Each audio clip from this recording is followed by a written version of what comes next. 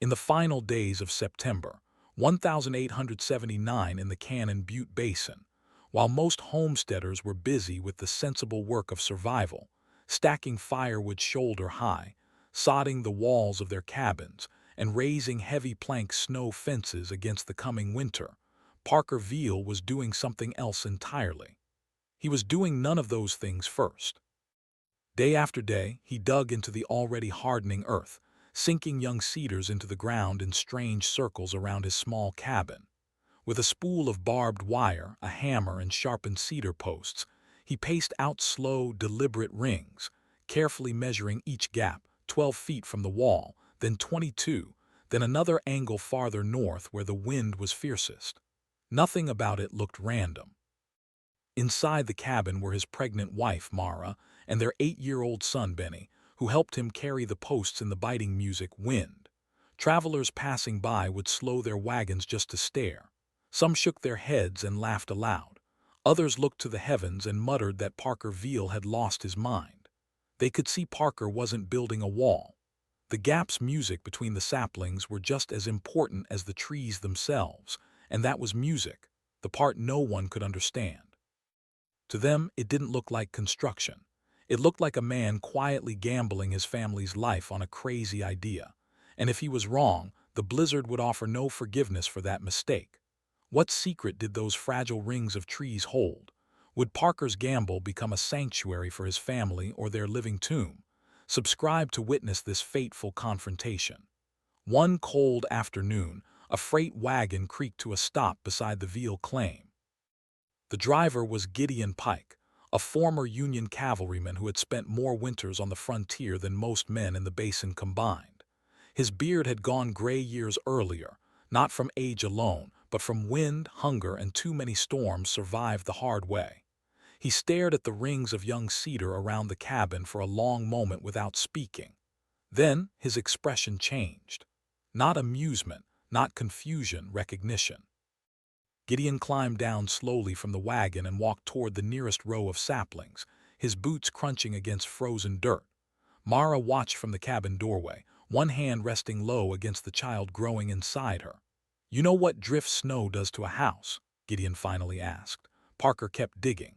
Gideon looked toward the northern ridge as if seeing another winter entirely. "In '68, my brother built too close to a snow pocket outside Fort Benton. Storm rolled through 3 straight nights. Drift climbed over the roof, covered the chimney. They found him come spring sitting against the wall with a shovel still in his hands. The wind hissed through the cedar needles. Gideon pointed at the rings surrounding the cabin. "Snow near a house ain't shelter," he said quietly. "It's a grave waiting to happen." Then his eyes settled on Mara. "You're teaching the storm where to bury your family."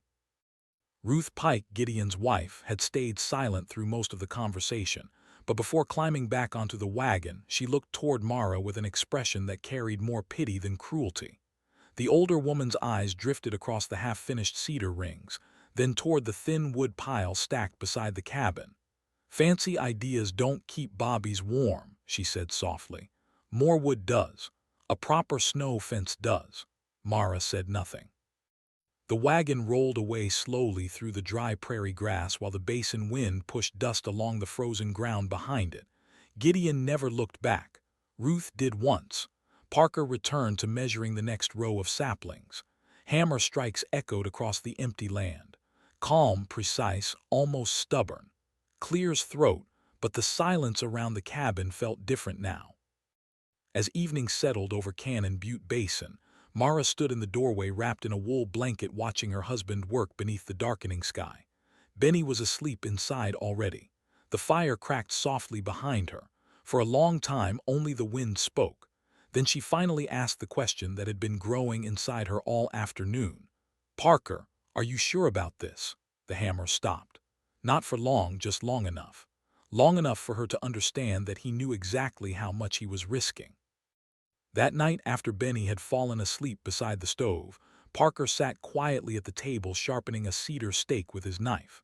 The lantern light flickered across the cabin walls while the basin wind moved outside like something restless and alive. "I ain't trying to stop the wind," he finally said. Mara looked up from the blanket she was sewing. "I'm trying to break it apart." He explained how snow drifted hardest where a single strong current stayed whole.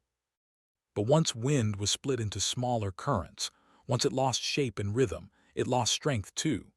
A hard wind stays dangerous, Parker said softly. A broken wind gets tired. For the first time, Mara began to understand that the trees were not a fence, they were a filter. Years earlier, when Parker worked as a young survey assistant in the mountains' clear throat of Idaho Territory, he had watched a winter storm flatten an entire logging camp in one night. Thick plank windbreaks shattered. Canvas shelters disappeared beneath white drifts. Men spent half the morning digging out frozen tools and trapped mules, but farther uphill stood an abandoned trapper shack hidden behind a crooked stand of young pine. The place barely had a drift against its walls. That sight stayed with him, not because the trees had stopped the storm. They had not. The wind still moved through them, but it moved differently, broken apart, uneven, tired. From that winter on, Parker began reading snow the way other men read tracks in mud. Drift lines became maps. Empty spaces behind trees became lessons. And slowly he realized something most frontier men never considered. The most dangerous wind was not always the strongest one. Sometimes it was the cleanest one. Over the next several days, the strange pattern around the Veale cabin slowly began to reveal its purpose. The outer ring was made from young lodgepole pine. Taller trees, wider spacing. Parker placed them roughly 22 feet from the cabin walls, leaving gaps close to 7 feet apart. Their job was not to block the basin wind. It was to lift it, to force the hardest current upward before it slammed directly into the house. Closer to the cabin stood the cedar choke ring. Those trees were shorter, denser, and planted tighter together, 3 and 1/2 feet apart in some places. Parker called them the rough teeth. Once the wind dropped lower again, the cedar branches would break the current into smaller pieces, disrupting the clean flow that carried hard-packed snow. Between both layers sat the real heart of the design: empty space, a quiet basin of still air surrounding the cabin itself. Benny followed his father from stake to stake, carrying coils of measuring rope while Parker checked every angle again and again. Some openings between the trees looked almost like mistakes, but they were intentional.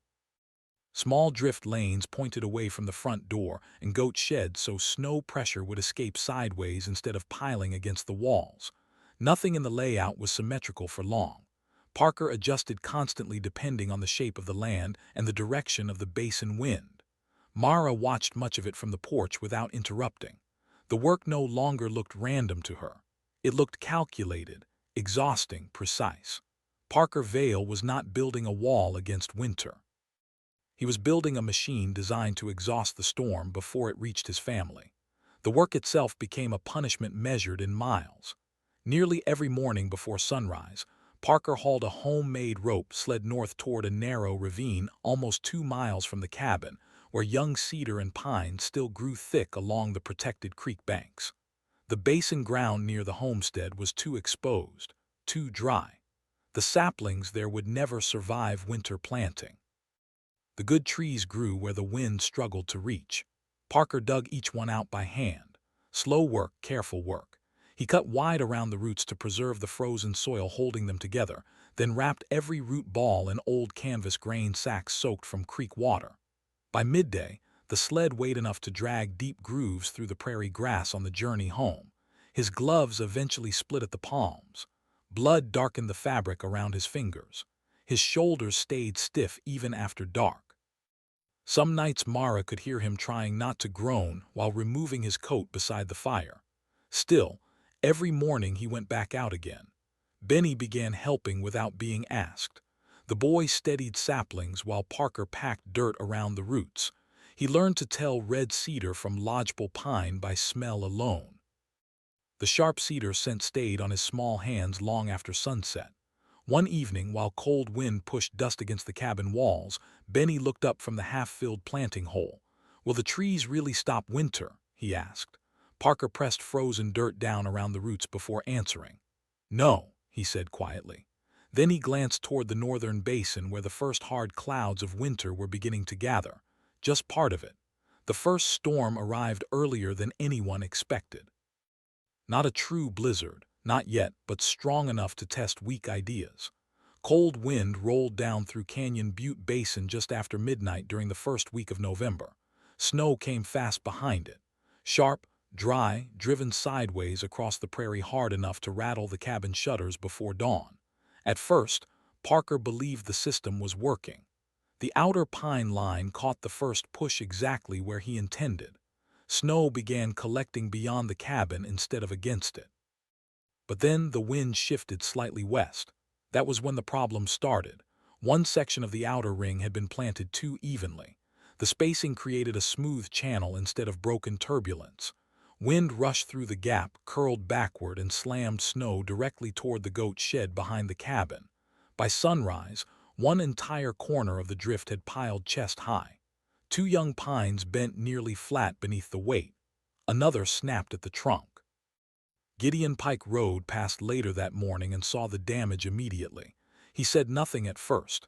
He only stared at the half-buried shed and the collapsed saplings sticking from the drift like broken arrows. Then he looked at Parker. "Told you the storm only needs one opening," he muttered. That night, while Mara and Benny slept inside, Parker stayed outdoors alone with a lantern hanging from a cedar branch. White gusts moved around him in violent waves while he studied the drifting snow inch by inch, not fighting the storm, reading it. Near midnight, he finally saw the truth. The wind was not failing to stop.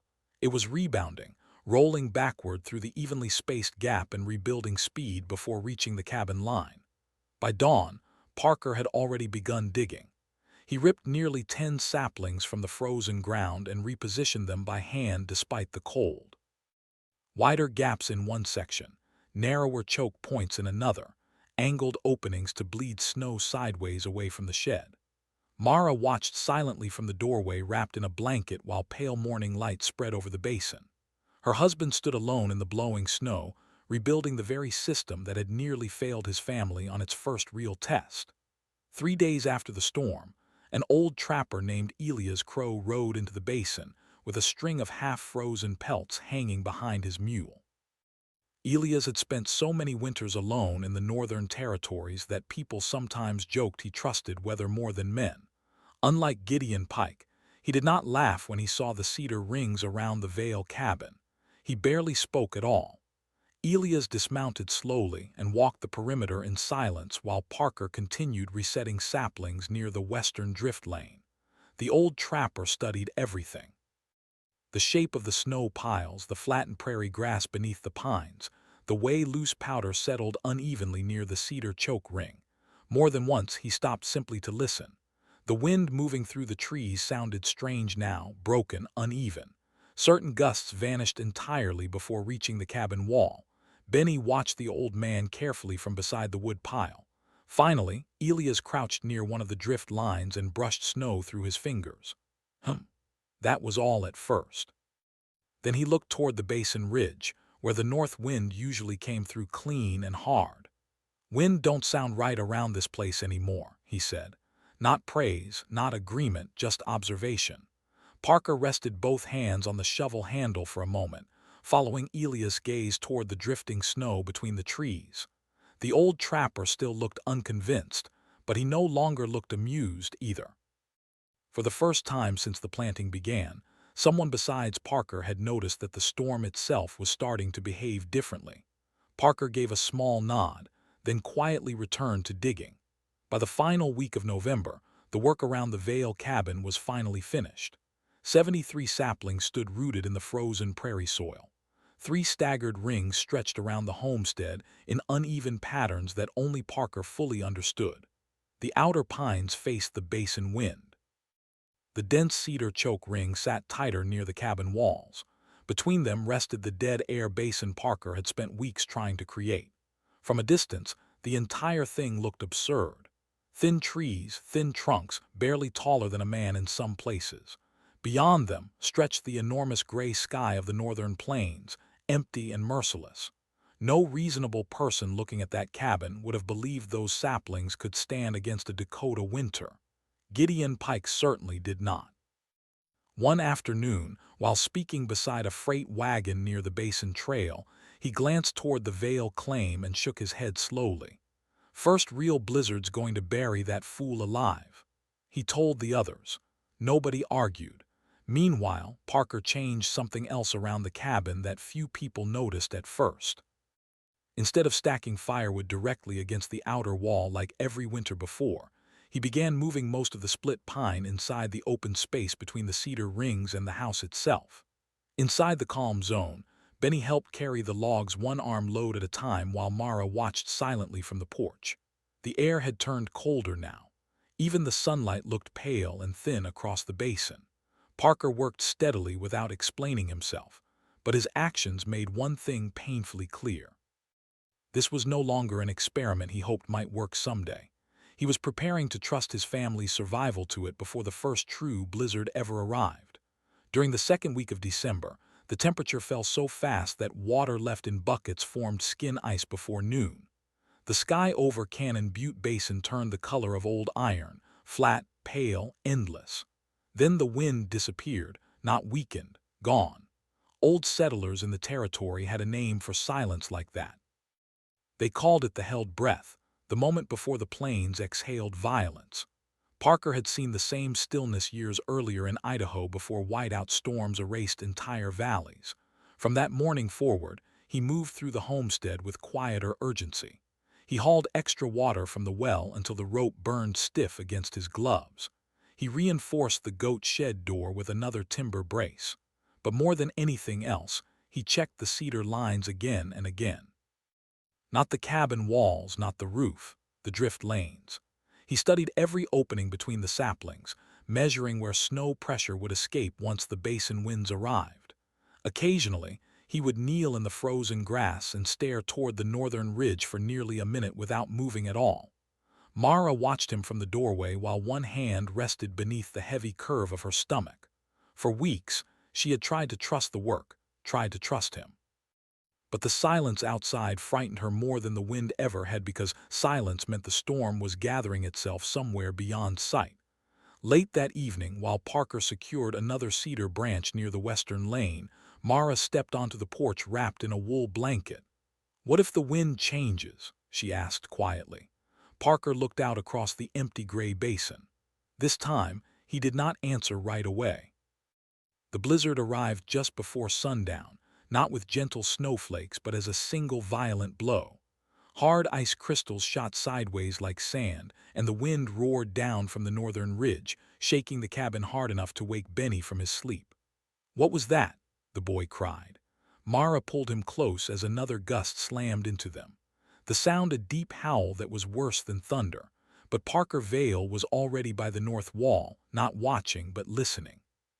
Clear's throat, as the storm intensified into a continuous force burying the windows in a spinning white void, he noticed something strange. The structure groaned, yet the sharp whistle that usually screamed across the roof was weaker now, broken. The heavy pounding force he remembered from past winters was gone, replaced by strange, uneven pulses as if the current was losing its shape before it could strike. Then he heard a new sound, not an impact, but a long rushing hiss traveling above the roofline instead of against it. That was it. Without a word, he grabbed the coil of rope by the door. "Parker," Mara began, her voice tight with fear. "I'll be 10 seconds," he said, tying one end to his waist and the other to a heavy porch beam. He forced the door open against the snow, and the storm exploded inside. Benny cried out as Parker stepped into the roaring white chaos. The cold hit like a hammer, but through the blinding snow, he saw it. The drift line was forming exactly where he'd planned it. Beyond the outer cedar lane, the snow wasn't piling against his home. It was being forced upward, climbing over the cabin in broken waves. The storm was being redirected. For a long moment, Parker just stared as the blizzard curled high above the cedar tops like smoke pulled through invisible channels. The redesign had worked. Not perfectly, but enough. For the first time since winter began, he allowed himself to believe it. It might actually hold. The storm did not pass the next morning or the morning after that. For nearly 3 days, Cannon Butte Basin disappeared beneath a white darkness so complete that even the idea of distance seemed to vanish. There was no visible horizon beyond the buried windows. No sunrise. No sunset. only shifting shades of pale gray moving through the storm outside. Inside the cabin, time changed shape. Hours were no longer measured by clocks. They were measured by the number of logs Parker fed into the stove, by how much stew remained in the iron pot near the fire, by the sound of Benny murmuring in uneasy sleep beneath his blankets, while wind pressure groaned through the walls around him, and by Mara's pain. Twice during the second night, sharp false contractions forced her to brace herself against the edge of the table until the pain passed. Each time Parker felt cold fear tighten inside his chest harder than anything the storm itself could produce, because there was nowhere to go now. No doctor, no wagon trail, no chance of crossing the basin alive in a whiteout. The cabin had become its own isolated world. Parker slept little, sometimes not at all. He sat beside the lantern listening to the storm and running calculations silently through his mind. Drift load against the outer ring. Snow pressure near the western lane. Airflow changes when the wind shifted nor-northwest. Possible collapse points if the cedar choke ring iced too heavily before dawn. Again and again his eyes drifted toward the ceiling beams, waiting, listening. But another detail slowly became impossible to ignore. The cabin was warmer than it should have been. Not warm enough for comfort. This was still frontier winter. Frost still crept along the corners of the window glass, but the heat inside lasted longer between stove loads than any previous winter Parker could remember. The firewood pile was shrinking slower, too. Outside, the storm continued throwing snow against the cedar rings, and somewhere beyond those buried lines, the drift wall kept growing thicker, denser, insulating. Late on the third night, Parker looked across the dim cabin toward Mara sleeping restlessly near the stove, while one hand rested protectively over the child inside her. And for the first time since the blizzard began, a terrible thought settled fully into his mind. If he had miscalculated the airflow even one more time, every person he loved would die inside this cabin before spring. On the morning of the fourth day, Parker woke to something so unfamiliar that it took several seconds to recognize. Silence. No roaring wind. No pressure against the walls. Nothing. The stillness inside Cannon Butte Basin felt almost painful after 3 straight days of storm. Parker pulled on his coat slowly, took up the shovel beside the stove, and walked toward the door. Mara watched him without speaking while he lifted the heavy wooden bar from its brackets. Neither of them knew what waited outside.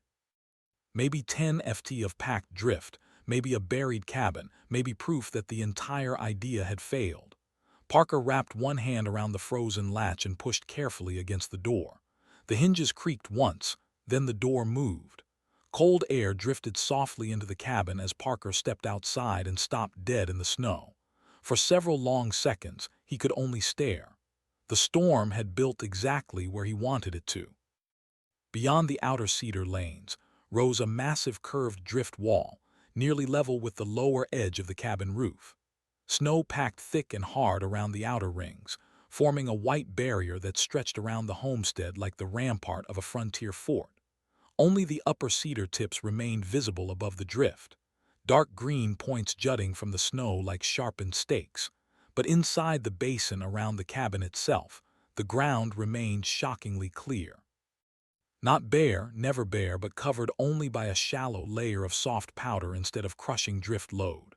The pathways between the cabin, wood pile, and goat shed still existed beneath a few inches of snow. And the air inside the ring barely moved at all. Beyond the drift wall, Parker could still hear distant wind rolling across the basin. But here, the violence had lost its shape. The strongest currents had been lifted upward, broken apart, then forced to dump their snow beyond the target zone exactly as he had hoped. The redesign after the November failure had saved them. Parker slowly turned toward the chimney. Smoke rose straight upward into the pale gray morning sky without bending. That sight struck him harder than anything else.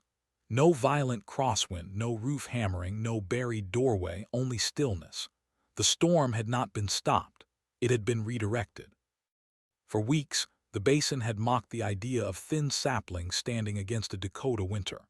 Yet now the snow itself had become insulation packed around the outer rings, while the wind had unknowingly built a protective barrier around the people inside. Nature had done the labor for him. Parker stepped farther into the calm basin, looking at the towering drift wall surrounding his family's cabin, and finally understood the full truth of what he had created. He had not built a defense against the storm. He had taught the storm how to build one for him. It took nearly 2 more days before the basin trails became passable again. By then, most of the homesteads north of Cannon Butte looked half buried beneath uneven drifts. Snow fences had collapsed. Wagon paths vanished under hard-packed white ridges. Men spent entire mornings digging open barn doors and clearing chimneys before another freeze sealed them shut again. Gideon Pike rode toward the Veale claim, expecting to find the worst. The old veteran had already decided what he would discover there: a buried cabin, a blocked chimney, maybe Parker frozen somewhere outside beneath the drift line he had foolishly created himself. That was what storms did to bad ideas on the frontier. They killed them. But as Gideon crested the final rise overlooking the claim, he suddenly pulled the reins tight. Smoke. A thin gray column rose calmly into the pale winter sky, not sideways, straight upward. Farther below, inside the strange ring of snow surrounding the cabin, Benny Veale was dragging a small wooden sled through shallow powder while laughing at something his mother said near the porch. Mara stood wrapped in a heavy shawl, hanging wet cloth beside the cabin wall as though this were any ordinary winter morning. And Parker was calmly shoveling a narrow path between the wood pile and the goat shed. Gideon stared in silence. The massive drift wall beyond the cedar line stood nearly as high as the cabin roof itself. Yet the space inside remained strangely untouched. The basin around the cabin looked protected, sheltered. Wrong. He dismounted slowly and pushed forward through deep outer snow until he crossed the drift boundary. Then he stopped again. The wind disappeared, not weakened. Gone. Beyond the wall, the plains still groaned beneath winter gusts, but inside the cedar rings the air sat almost perfectly still. Gideon could hear his own boots crunching in the powder. He could hear the faint creak of the porch rope beside Mara's laundry line. The storm had broken around the cabin instead of through it. For a long time, Gideon said nothing at all. He simply studied the drift wall, the cedar tops sticking through the snow, and the strange calm Parker Veale had somehow carved from the middle of a Dakota blizzard. Finally, he looked toward Parker with something close to disbelief in his tired old eyes. "You didn't stop the storm," he said quietly. His gaze drifted upward toward the towering white barrier surrounding the basin. "You taught it where to break." Parker rested both hands on the shovel handle but gave no proud answer, because standing there inside the silence the storm itself had built around his family, no explanation was necessary anymore. When spring finally reached Cannon Butte Basin, it arrived slowly. Snow retreated from the plains in uneven patches. Meltwater carved dark channels through the drifts beyond the cedar rings, and the prairie grass beneath began showing pale hints of green again. But even after the thaw, the shape of the winter remained visible around the Veale cabin. The massive drift wall had left its mark on the land, so had the story. Gideon Pike returned first. This time he did not arrive with warnings or hard opinions. He carried no certainty at all, only questions. Parker found him standing beside the outer pine ring one cold morning holding a length of measuring rope in rough, weathered hands. "How far apart did you set these?" Gideon asked. That was how it began. Before long, other homesteaders started appearing at the claim as well. Some came out of curiosity.